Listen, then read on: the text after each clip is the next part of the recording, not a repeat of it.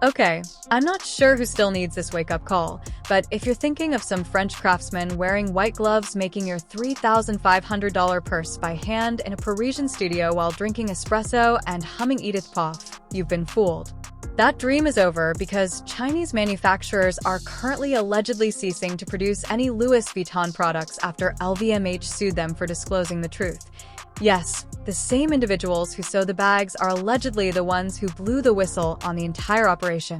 You recognize this style, this bag? Of course you do. For the past more than 30 years, we have been the OEM factory for most of the luxury brands around the world. Gucci, Prada, Coach, Louis Vuitton, you name it. But for this, I am not proud because we were only making our wages. The profit margin for the people who are actually making the bags are extremely, and rather than making things right, Louis Vuitton's parent company sued them as if they were the bad guys. Are you serious? Let me be crystal clear. I believe this is what happens when your entire business is based on deception. You sell luxury goods like Zara, hoping that the world will see exclusivity and champagne silk, but behind the scenes, it's sweatshops and silent workers with non-disclosure agreements.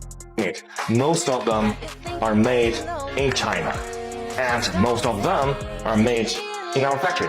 Yeah, I'm telling you. But why these luxury brands never tell you that? Because they are trying to pretend to be products of some sophisticated European countries like Italy or France. We are going to be successful. In a few weeks, the shop was open. We sell the most expensive products in a country where everybody was going by or a slowdown and a contraction in the global luxury market. About 50 million people either opted out or were forced out of the luxury market over the past 2 years. I do feel people started to get tired of purchasing products and realized that we just bought too much. And it didn't really make us happy. Let's get to the real tea. These Chinese manufacturers who have been making Louis Vuitton products for years allegedly said enough, and the chip came.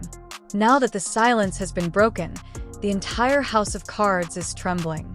Personally, I believe they were hoping that fear would keep the truth hidden, but it backfired, and the people who helped build their empire just set it on fire. the chip came out. A little over 1 square foot of vaqueta leather came out.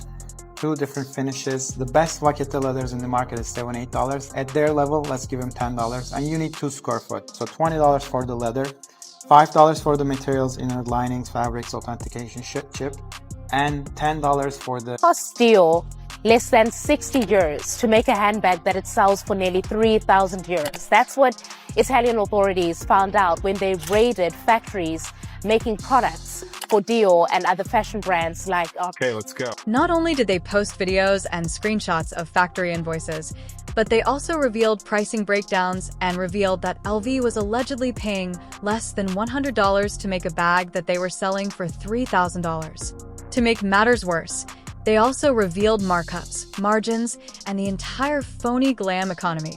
What's worse is that this wasn't just an anonymous Reddit post. It was calculated, loud, and unrepentant. Birkin bag at Hermes boutique will cost you 38,000 USD. But what is the real cost out of the factory? Today, I'm going to break it down in front of you step by step. First thing first, Hermes only use the leathers from the 3 top-level suppliers. One is called Muti from Italy. And the second is Weinheimera from Germany. And the third is Haas from France. One piece of Togo leather, the same leather as this one, will cost 450 USD. And one piece of the leather is only enough to make one Birkin, okay? The thread. And of course, for Hermes Birkin, the thread is also the best top level. It's called Fil al Chinois from France. This is actually the Rolls Royce in thread.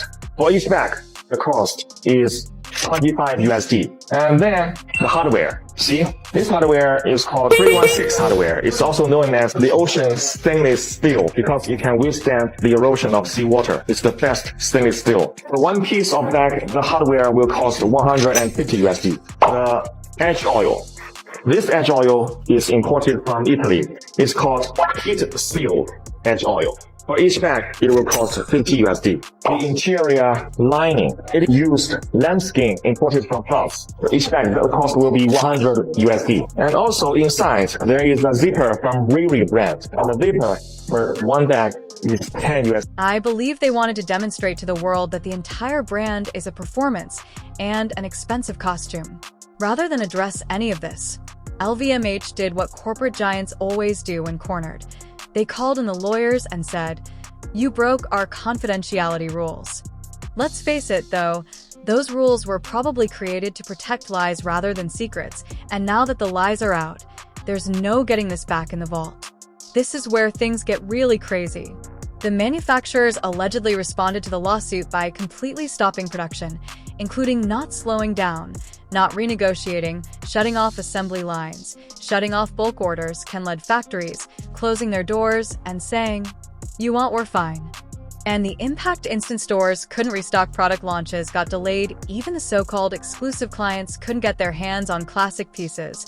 I think this caught Louis Vuitton completely off guard. They were so used to being untouchable they forgot how fragile their whole supply chain actually is. When you treat the people making your product like they're invisible, don't be shocked when they ghost you. This wasn't just retaliation, it was a message, a warning: you can't sell what we don't make. And the irony, the brand that was so obsessed with control just lost all of it overnight. Then came the internet tsunami the second this hit. TikTok game over. Creators were dissecting bags, stitching patterns, hardware placements, even lining textures and matching them to items on Alibaba, and not in theory, in real-time side-by-side videos that proved you could buy a nearly identical bag for $89 while LV was slapping on a $4,000 tag. It was like watching luxury branding disintegrate in 4K. But what really shocked me, the influencers, even the ones who built their whole aesthetic on unboxing Louis Vuitton, were turning on the brand. Some were deleting old posts, others were calling it fake wealth culture, and the hashtag storms brutal. Congrats, fake luxury. Not so quickly. The story changed course. I believe that once the spell was broken, people couldn't believe they had been duped in the first place. You weren't purchasing a bag, but rather a delusion, and now that delusion is popular, you know what happens next. When a luxury brand's reputation takes a hit, the money bleeds. Word quickly spreads that LVMH shares saw a decline. Quiet internal memos went out. Retail managers were told to hold off on big promos. I even heard rumors that certain flagship stores started quietly discounting staple pieces just to move inventory. Let that sink in. Louis Vuitton discounting, that's like Chanel doing a BOGO sale. It doesn't happen unless their desperate resellers are freaking out. The entire secondhand market relies on LV bags holding their value, and now that so-called investment piece is a risk. People who bought 5 bags as assets are now sitting on thousands of dollars of what feels like branded liabilities, and I think this is just the beginning. If consumer confidence keeps dropping, and I believe it will, we're going to see a domino effect. Collectors will pull back, prices will crash, and Louis Vuitton might go from iconic to ironic real quick. This isn't just a Louis Vuitton problem anymore, it's a luxury industry meltdown waiting to happen. I think every major fashion house is in full damage control mode right now.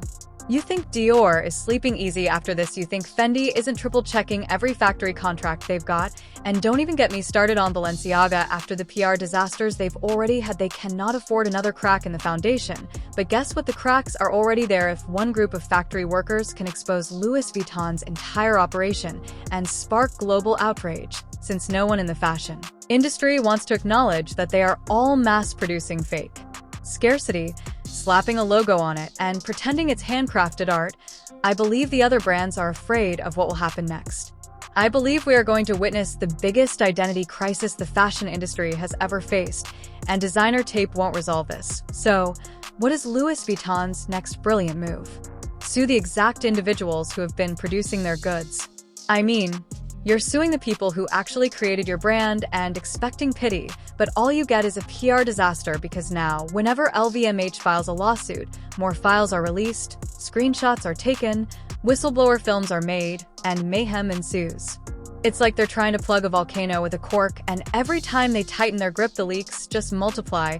I think this is the kind of legal self-sabotage only billion-dollar egos are capable of. They're so used to getting away with everything they never considered that people might fight back. And if your trade secrets include lying to your customer base, sorry, but I think those secrets deserve to burn in the light. You can't call it defamation if it's the truth. This right here is the Nail in the coffin, because this scandal didn't just expose a business, it shattered a belief. People didn't just buy a Louis Vuitton bag for the leather or the hardware, they bought into the fantasy, the story, the illusion that it meant something, that it represented class, taste, exclusivity. And now that illusion's dead, I think people feel like suckers. They spent thousands, some even went into debt, because they believed what the brand told them, that it was worth it. And now they're learning their so-called investment was probably assembled for under $100 by underpaid workers in a factory no one was supposed to know about. That's not luxury, that's manipulation. And when a brand makes its customers feel stupid, that trust is never coming back. Not ever, honestly. I don't see how they bounce back, not unless they pull off a complete reinvention. And let's be real, I don't think they have the guts for that, because true transparency would mean admitting how deep the deception went. And luxury brands don't apologize, they deflect, they rebrand, they gaslight. That's the whole business model. Could Louis Vuitton may have recovered financially and with the support of devoted customers, but I doubt that they will ever be viewed the same way again, because even if they fix the issue on the surface, a seed of doubt has been sown. Every customer entering a store now asks, was this bag made in some factory with a broken air conditioner and silenced workers?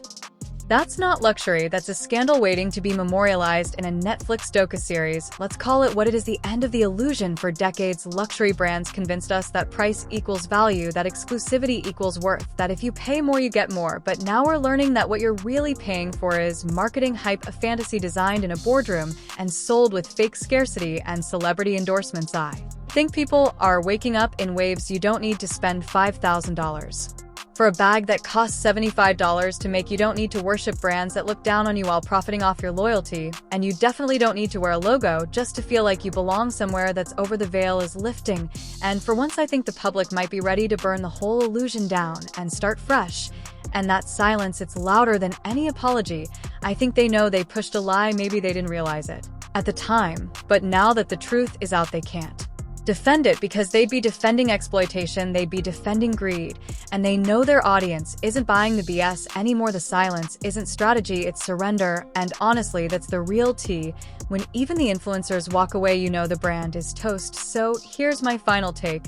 I think this isn't just a scandal, it's a collapse. We're watching the fall of a giant that built itself on lies and stitched them together with secrecy. And now the thread's been pulled, it's unraveling fast. What comes next might be the most honest chapter luxury fashion has ever seen, but only if we keep demanding answers, because if this is how Louis Vuitton ends, maybe it's also how real change begins.